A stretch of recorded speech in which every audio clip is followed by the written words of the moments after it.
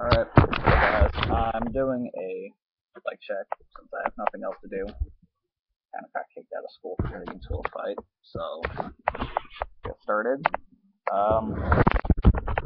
Still in cherry frame. Stock fit works, getting demolition soon. Should be nice.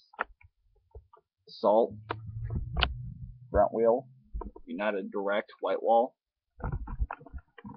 S&M race T3 bars, stolen convict stem, Sputnic headset, Fit Tech grips, alias seat, I love it. Thermalite pedals, they're pretty grippy, they spin well.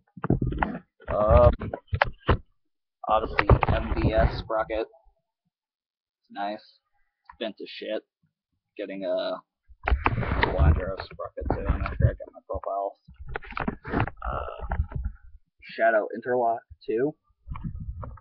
Shadow raptor. Placed to a plain black rim-alienation. Got a fit FAF white wall.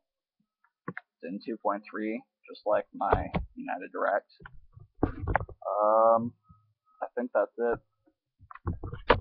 I'm gonna go eat my burrito.